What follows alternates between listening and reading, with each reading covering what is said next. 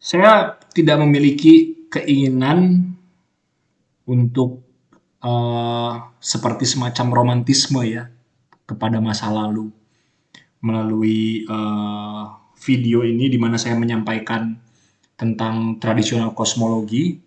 Bukan artinya saya ingin seperti bernostalgia gitu akan masa lalu, di mana masa lalu itu manusia berpikir lebih mendalam, dan di masa sekarang manusia sudah terlalu modern. Sebenarnya bukan itu tujuannya. Justru dengan justru sebaliknya, saya ingin justru kita merasa kembali terkoneksi dengan nenek moyang kita, bahwa kita tuh bagian dari kisah yang ada di kitab suci.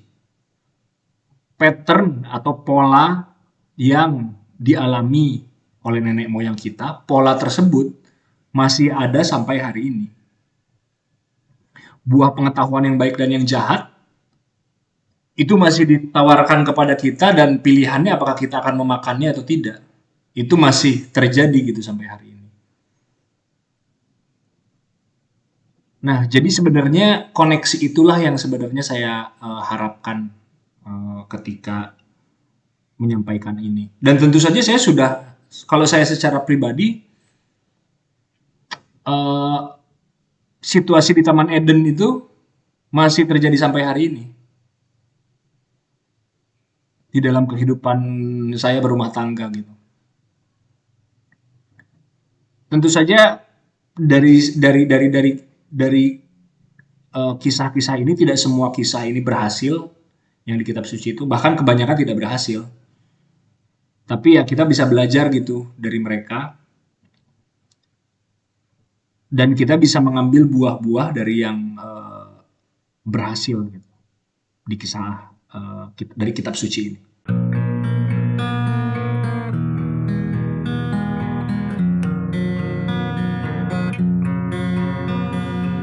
Saya Gideon Partogi. Selamat datang di langit manusia bumi.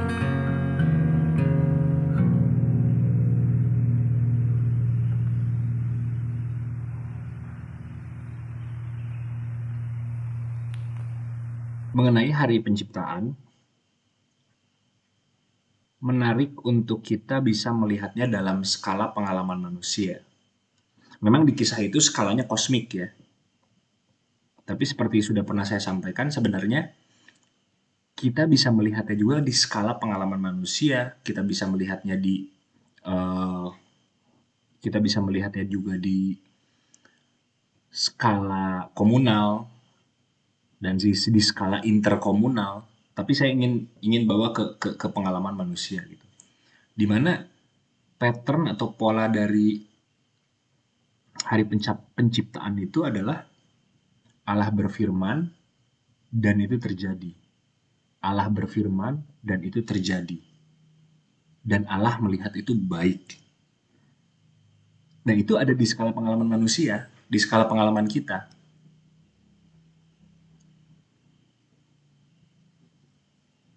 Ketika kita memikirkan sesuatu dan itu kita lakukan, kita manifestasikan hal itu di dunia materi, di bumi, kita lihat itu baik, itu benar. Bumi, surga termanifestasikan di bumi gitu. Nah, menarik kalau teman-teman bisa melihat hari penciptaan dari skala pengalaman manusia. Pattern dari Allah berfirman, maka terjadi dan itu baik. Nah, kecuali di hari kedua memang. Di hari kedua, hari di mana ketika Allah menjadikan cakrawala untuk memisahkan air yang di atas dan air yang di bawah. Di situ Allah tidak ada deklarasi bahwa atau Allah tidak melihat itu baik. Hanya dikatakan jadilah demikian. Yaitu itu cukup menarik. Saya memang punya saya punya feeling Mungkin ini ya gitu. Tapi saya belum berani menyampaikannya karena takut takut salah. Maksudnya saya harus menelitinya lebih dalam dulu. Tapi kalau teman-teman punya pendapat atau atau mungkin teman-teman tahu kenapa, bisa share di kolom komentar mungkin. Nah, supaya kita bisa berbagi. Nah, eh, dan juga menarik kalau kita bisa melihatnya hari pertama, hari kedua, ketiga, dan selanjutnya di hari penciptaan itu tidak terputus gitu. Dalam artian itu berkesinambungan. Hari pertama apa? Awalnya Allah menciptakan surga dan bumi, kemudian di hari pertama terang dan gelap, kemudian cakrawala yang memisahkan laut di atas dan laut di bawah, terus nanti berikutnya darat dan laut. Jadi pattern dari surga bumi itu terus berada di hari-hari berikutnya gitu. Jadi perhatikan koneksi itu gitu. Oke, kita langsung masuk ke eh, penciptaan di hari ketiga. Hendaklah segala air yang di bawah langit berkumpul pada satu tempat sehingga kelihatan yang kering. Dan jadilah demikian.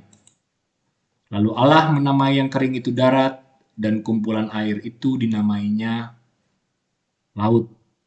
Allah melihat bahwa semuanya itu baik. Ya, lagi-lagi ada deklarasi bahwa semuanya itu baik. Pada level pengalaman manusia,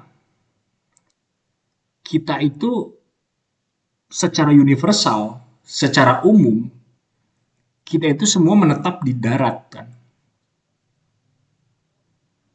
Memang ada suku-suku laut di saya tahu ada suku laut di daerah saya, ada suku-suku laut orang yang menghabiskan eh, cukup banyak waktunya di laut untuk mencari ikan, tapi ya tetap mereka kembali ke darat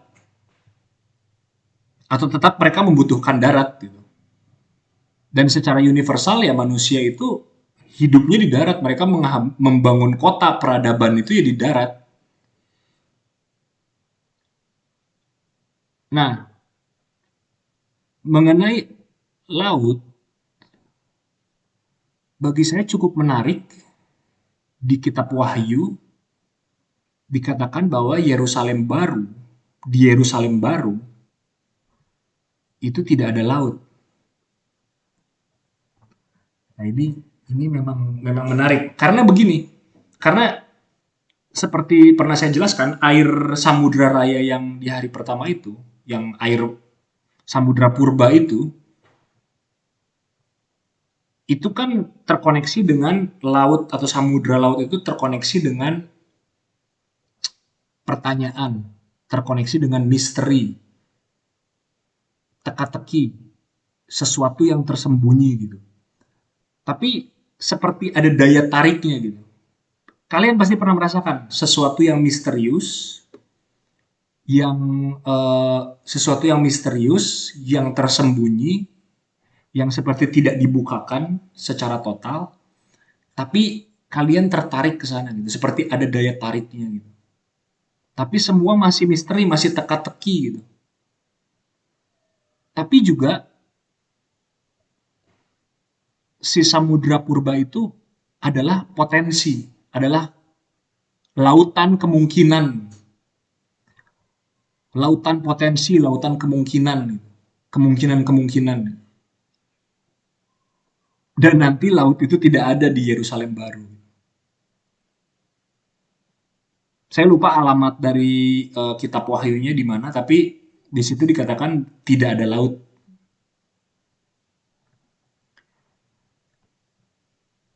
Mungkin nanti sumber potensinya adalah Allah itu sendiri karena kita hidup dari cahaya Allah di Yerusalem baru itu. Ya, saya tidak tahu ya seperti apa. Tapi bisa kalian cek sendiri gitu mengenai tidak ada laut di Yerusalem baru.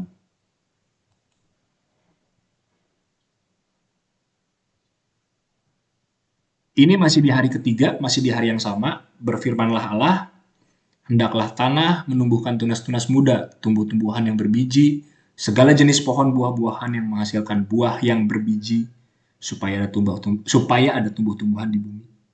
Dan jadilah demikian. Nah, berfirmanlah Allah, hendaklah tanah menumbuhkan tunas-tunas muda. Nah, di dalam bahasa Inggris, kata tunas-tunas muda ini adalah vegetasi, vegetation. Vegetasi itu kan lebih kepada sistem dari tumbuh-tumbuhan, kan? Sistem vegetasi gitu. Jadi eh, seperti sesuatu yang umum dulu, sistemnya dulu, baru dibangun yang spesifik. Tumbuh-tumbuhan yang berbiji, pohon buah-buahan yang menghasilkan biji gitu. Jadi si sistemnya dulu baru yang spesifik. Si fondasinya dulu baru sesuatu yang lebih spesifik gitu. Kita bisa melihatnya seperti itu. Dan menarik juga bahwa berbiji ya, di situ ditekankan bahwa berbiji gitu. Seperti sudah dipikirkan bagaimana nanti tumbuhan itu bisa bereproduksi gitu. Dan ini menarik juga karena nanti biji-bijian itu kan makanan dari di Taman Eden kan. Buah-buahan dan tumbuhan yang berbiji. Ya nanti kita bisa cek lagi. Tapi oke. Selanjutnya dan akhirnya ayat 12 tanah itu menumbuhkan tunas-tunas dan terjadi gitu. Lagi-lagi apa yang difirmankan Allah terjadi. Keselarasan antara apa yang dipikirkan dan apa fakta di bumi gitu. Dan itulah hari ketiga. Jadilah petang dan jadilah malam, menunjukkan putaran waktu lagi. Yaitu benar-benar terjadi dalam kehidupan manusia pengalaman ini. Kita akan dalam kehidupan kita akan memanifestasikan apa yang ada dalam pikiran kita sehari-hari, apa yang kita pikirkan, apa yang kita pikirkan kita lakukan, atau terkadang di level manusia kita ada fakta tidak sesuai dengan apa yang kita pikirkan. Tapi secara umum ya itu kita ingin supaya apa yang kita pikirkan itu terjadi. Dan ketika itu terjadi, itu baik. Kita melewati hari-hari kita itu dengan pattern itu. Gitu. Dan pattern jadilah petang dan jadilah pagi, itu terjadi dalam kehidupan kita. Lingkaran waktu itu terjadi dalam kehidupan di level pengalaman manusia. Ayat 14, berfirmanlah Allah, jadilah benda-benda penerang pada cakrawala untuk memisahkan siang dan malam. Biarlah benda-benda penerang itu menjadi tanda yang menunjukkan masa-masa yang tetap dan hari-hari dan tahun-tahun. Dan sebagai penerang pada cakrawala, biarlah benda-benda itu menerangi bumi dan jadilah demikian. Ayat 16, maka Allah menjadikan kedua benda penerang yang besar itu, yakni yang lebih besar untuk menguasai siang, matahari, dan yang lebih kecil untuk menguasai malam, dan menjadikan juga bintang-bintang. Seperti sudah pernah saya sampaikan tadi bahwa saya pernah hidup di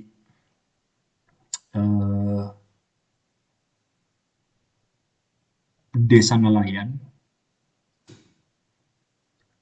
Dan saya merasa seperti takjub betapa bulan dan bintang itu efeknya besar terhadap kehidupan mereka, kehidupan para nelayan. Bahwa benar-benar yang dikatakan bulan dan bintang menjadi tanda itu benar-benar ada dalam level pengalaman hidup mereka gitu. Mungkin kita hidup di kota tidak lagi ya merasakan itu. Tapi untuk nelayan dan petani, saya pernah ngobrol dengan petani mengenai ini. Bulan dan bintang itu efeknya besar. Nah, nelayan itu mereka ada satu bulan, posisi bulan ya. Mereka tahu betul kapan posisi bulan ini akan muncul. Itu yang pertama. Dan mereka tahu ketika posisi bulannya di sini, kita harus ke laut. Karena bulan yang posisinya di sini itu nanti akan ada efeknya kepada binatang-binatang di laut. Jadi seperti semacam si binatang-binatang itu tuh naik ke atas ke permukaan dan di momen itulah mereka berangkat ke laut. Jadi di momen bulan di posisi spesifik posisi itu, para nelayan itu semua penduduk nelayan itu ke laut. Jadi bagaimana betul-betul bulan itu pengaruhnya besar dalam pengalaman hidup petani dan nelayan gitu. Petani itu juga begitu. Ada posisi bulan tertentu ketika kita menanam di bulan ini, itu apa yang kita tanam itu pasti tumbuh. Bulan itu ada satu efek gitu terhadap alam ini, terhadap binatang-binatang gitu. Binatang-binatang. Saya kira juga kisah mengenai werewolf, tahu kan? Itu ada bulan spesifik yang harus dia lihat sehingga dia bisa berubah menjadi manusia serigala itu gitu. Sehingga kebinatangan itu seperti apa ya? Seperti teraktifkan gitu di bulan tertentu gitu. Dan kita tidak sadar bulan itu juga terkoneksi dengan wanita loh. Ada datang bulan. Itu menarik ya, bagaimana bulan itu koneksinya ada dengan wanita gitu. Dan itu kan nanti bulan, wanita, dan itu berefek dengan darah kan, dengan air gitu. Sesuatu sesuatu tentang air gitu. Bulan itu terkoneksi gitu. Nah, jadi eh, ketika dikatakan bahwa benda-benda di cakrawala ini sebagai tanda kita mungkin manusia manusia modern tidak lagi memiliki sense itu ya bahwa ya bulan posisinya dimanapun tidak ada hubungannya dengan pekerjaan saya gitu, dengan kehidupan saya gitu. Tapi ketika kita mulai aware dengan itu, oh bulan khususnya ya yang berhubungan dengan pekerjaannya, dengan profesinya seperti nelayan dan petani, mereka sangat tahu bulan, posisi bulan itu mereka sangat tahu. Posisi bulan dan posisi bintang itu mereka sangat tahu.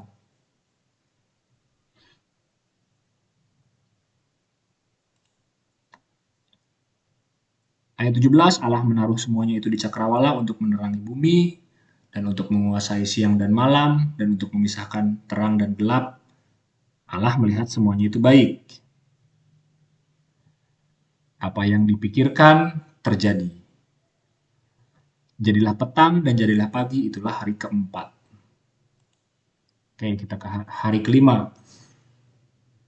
Berfirmanlah Allah, hendaklah dalam air berkeriapan makhluk yang hidup, dan hendaklah burung berterbangan di atas bumi melintasi cakrawala. Jadi kita balik lagi ke pattern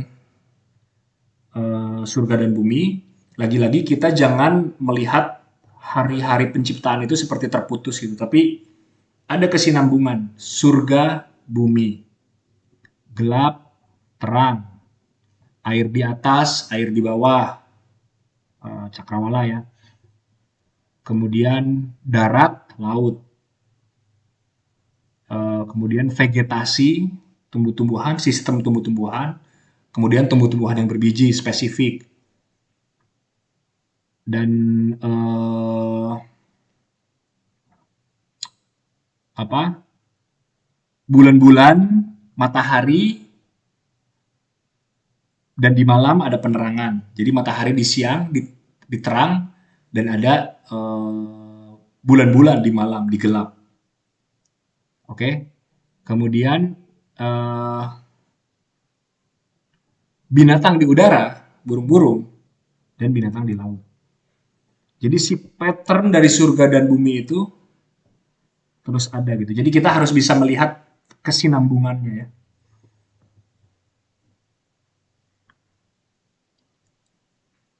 Jadi burung-burung di udara diciptakan Ayat 21, maka Allah menciptakan binatang-binatang laut yang besar dan segala jenis makhluk hidup yang bergerak, yang berkeriapan dalam air, dan segala jenis burung yang bersayap.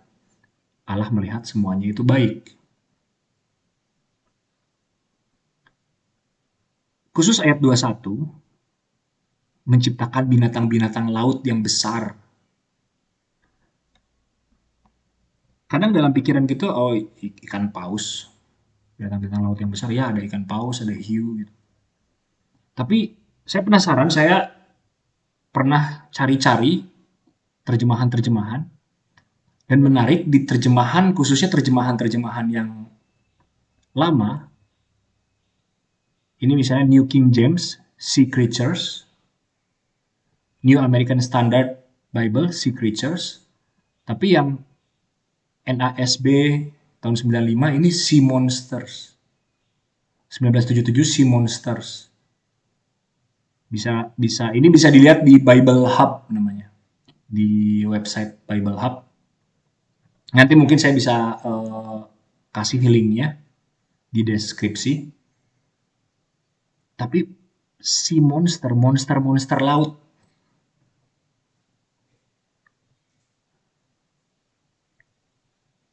Nah, begini, saya merasa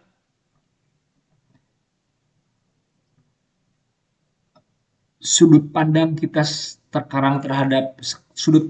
terhadap kitab suci itu sekarang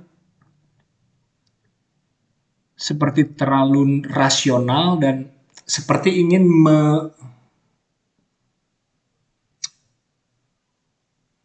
mengurangi sisi mitologinya gitu. Saya tahu ketika saya nyebut mitologi itu kadang orang ya mitologi itu hanya karang-karangan manusia lah, dewa-dewa Yunani itu, mitologi Yunani itu ya itu hanya ciptaan manusia aja, kisah-kisah manusia. Karena manusia waktu itu belum bisa mendeskripsikan apa yang terjadi di bumi ketika ada petir. Oh, di atas sana ada dewa Zeus itu lagi ngelempar petirnya dia. Ya kita cenderung melihat memandang yang rendah itu gitu ya, mitologi itu. Padahal poin saya adalah yang dilihat itu adalah pattern atau pola dari mitologi itu.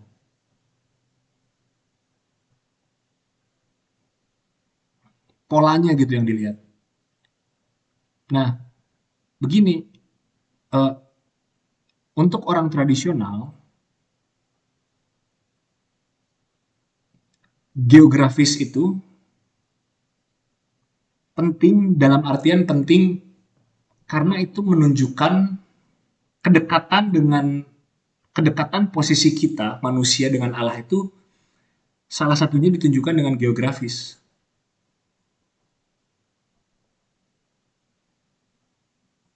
Di tradisi gereja, Taman Eden itu adalah sebuah tempat tinggi, adalah gunung. Makanya Musa itu naik ke atas gunung ketika dia bertemu dengan Allah dan turun lagi membawa hukum Taurat. Gunung itu adalah tempat tinggi dan seperti sudah pernah saya jelaskan di video sebelumnya, puncak tertinggi itu adalah titik paling sempurna surga termanifestasikan di bumi. Titik paling sempurna itu gunung. Puncak gunung begini. Nah, kalau di dalam tradisi gereja, puncak ini tuh disinilah pohon kehidupan itu di titik ini. Turun ke bawah menjadi dua, pohon pengetahuan yang baik dan yang jahat. Jadi ada dua gitu. Terus lagi ke bawah ya. Nah, pohon kehidupan itu adalah seperti saya pernah bilang, simbol pohon itu sangat penting karena itu pohon kehidupan menggambarkan apa yang kita pikirkan termanifestasikan gitu. Apa yang kita pikirkan termanifestasikan gitu secara sempurna gitu, secara baik gitu. Tetapi pohon pengetahuan yang baik dan yang jahat. Artinya yang baik itu apa yang kita pikirkan termanifestasikan, tapi ada yang jahat. Apa yang kita pikirkan, fakta melawan itu. Fakta tidak setuju dengan apa yang kita pikirkan. Itulah buah pengetahuan yang baik dan yang jahat. Ketika Yesus disalib, ada penjahat yang baik, yang bertobat, ada penjahat yang jahat, penjahat yang melawan Yesus lah gitu. Penjahat yang baik itu simbol dari buah pengetahuan yang baik, di mana apa kata-kata Yesus dia percaya gitu, selaras gitu, apa kata-kata Yesus dia percaya. Tapi yang jahat itu dia menolak gitu apa yang dikatakan oleh Yesus.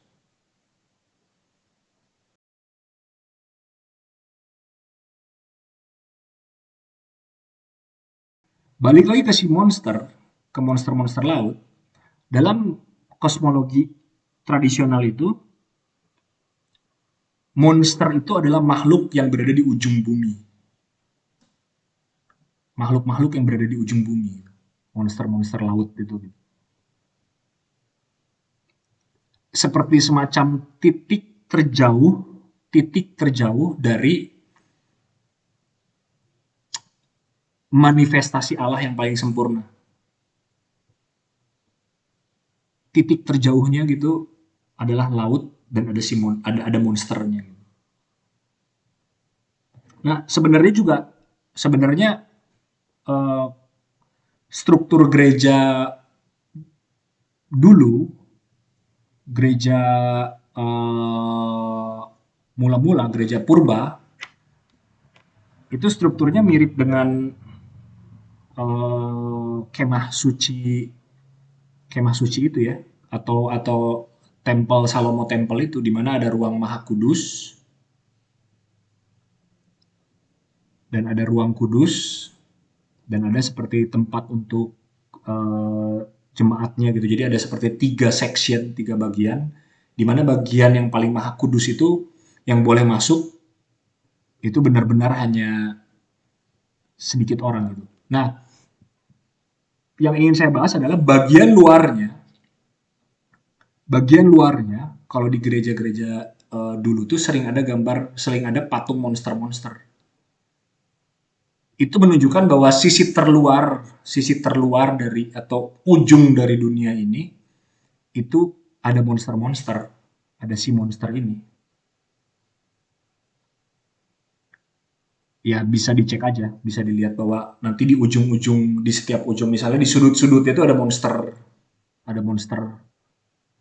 makhluk-makhluk yang apa namanya tuh yang aneh lah gitu, makhluk-makhluk yang aneh. Nah, eh, sebenarnya gini teman-teman, ketika saya membicarakan sisi mitologi dari Alkitab, dan tadi saya bilang ada polanya gitu, seperti ada semacam pattern ya. Saya ambil satu kisah.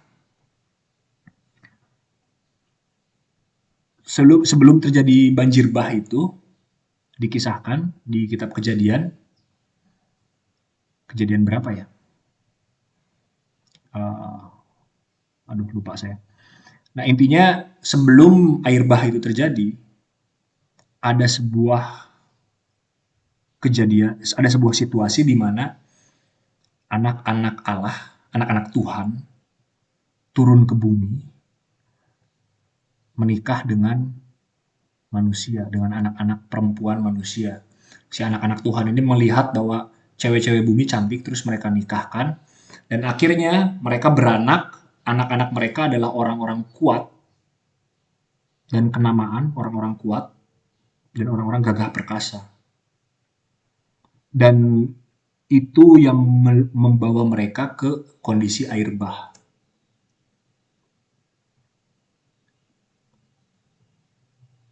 Nah, sebenarnya pattern dari atau pola dari mitologi makhluk spiritual menikah dengan makhluk bumi itu berada di kisah manapun gitu, di peradaban manapun. Bahkan di Indonesia ya. Mungkin kalau yang populer kita tahu Hercules lah ya. Zeus menikah dengan Bumi, punya anak Hercules, dan Hercules kuat gitu. Tapi di Nusantara, di Indonesia itu ada kisah manusia menikah dengan dewa gitu. Dan pernikahan manusia dengan dewa, terus ada situasi terjadi, situasi yang tidak enak terjadi, dan situasi itu membawa kepada air bah. Itu pattern itu muncul gitu. Salah satu kisah adalah Danau Toba.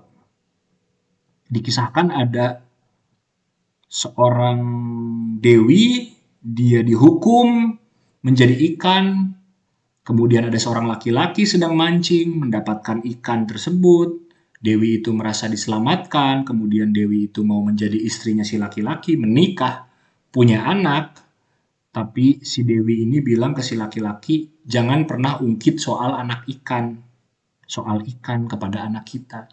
Tapi satu hari si anak ini membuat si bapak ini marah hingga si bapaknya terlontar kata-kata dasar anak ikan.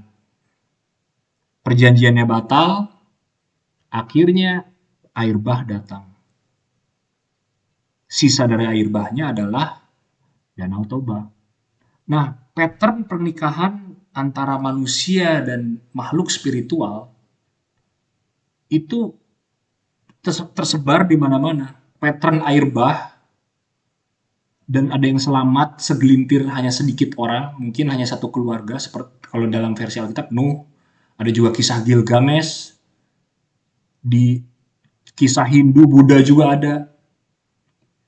Jadi kadang-kadang orang berpikir sebenarnya yang original kisah ini dari mana sih? Menurut saya salah ketika orang berpikir seperti itu. Bahwa kisah Alkitab itu mencuri dari kisah Gilgamesh.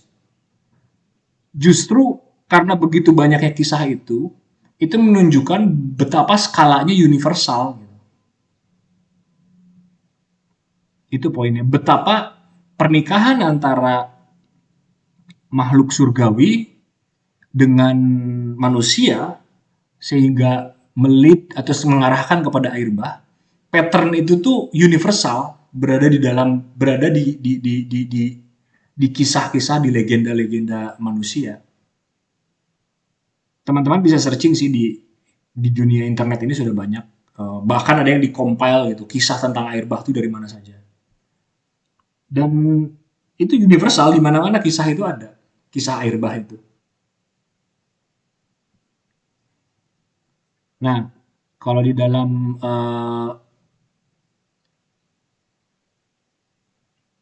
gereja sebenarnya ada gereja yang menerima kitab Henok ya. Jadi Henok yang diangkat ke surga itu dia mencatat eh,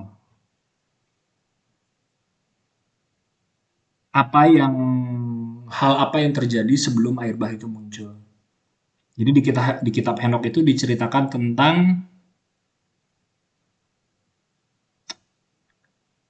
makhluk spiritual yang turun ke bumi dan mengajarkan manusia teknologi-teknologi gitu.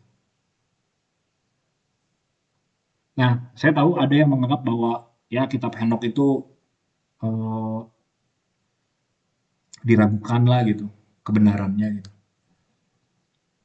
Tapi kalau saya search atau saya pelajari di internet sebenarnya kitab Henok itu bukan tidak diakui, tapi tidak masuk dalam liturgi, tidak masuk dalam liturgi itu kitab Henok itu. Jadi sebenarnya bukan artinya itu bukan sesuatu yang apa ya seperti salah gitu, salah tidak benar gitu. Enggak. Tapi saya heran juga ya orang kenapa sekarang perspektifnya tuh gitu. Gitu.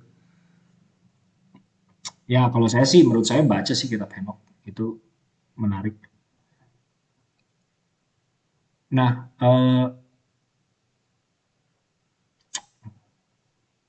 ya, oke. Jadi eh, balik lagi sisi mitologi dari Alkitab yang eh, berusaha seperti ada semacam ingin dirasionalkan gitu ya. Dan ketika saya bilang mitologi itu, saya khawatirnya orang menangkapnya bahwa itu berarti hanya legenda saja gitu, karang-karangan manusia saja. Tidak, tidak. Saya bilang fokus kepada patternnya itu juga. Nah, memang kisah di air bah itu ada versi yang lain. Ada versi di mana anak-anak malaikat itu adalah keturunan dari Set. Set itu anak ketiga dari Adam dan Hawa. Setelah Kain membunuh Habel, Kain diusir ke timur, kemudian Kain membangun sebuah kota. Kotanya Kain yang pertama itu kotanya bernamanya Henok ya. Ini bukan Henok yang naik ke surga, beda. Si Kain ini membuat kota, punya anak namanya Henok, terus nama kotanya didirikan berdasarkan nama anaknya itu kota Henok, kota Henok. Keturunan Kain, terus ada Set, keturunan Set memiliki hubungan yang baik dengan Tuhan ya. Henok di keturunan Set adalah dia adalah Henok yang naik ke surga itu. Nuh itu keturunan dari Set. Dan keturunan dari siapa? Kain itu menikah. Keturunan Set itu menikah dengan keturunan Kain. Si siapa namanya tuh ya? Oh ya, sorry. Si keturunan Set itu yang disebut anak-anak Tuhan yang ada di kitab Kejadian itu. Anak-anak Tuhan itu adalah keturunan Set. Dan anak-anak perempuan-perempuan manusia itu adalah keturunan Kain. Dan mereka saling menikah. Dan memang dalam tradisi gereja, kalau teman-teman lihat di genealoginya, keturunan Kain itu ada yang namanya nama. Nama perempuan, anak perempuan nama. Menurut tradisi gereja, nama itu nanti yang adalah istrinya Nuh. Nama dari keturunan Kain, Nuh dari keturunan Set, itu nanti menikah. Jadi tradisi gereja memang ada menceritakan itu juga gitu. Pernikahan antara keturunan Kain dan keturunan Set. Keturunan Set itu sekali lagi supaya jelas, keturunan Set itu yang disebut anak-anak Allah. Keturunan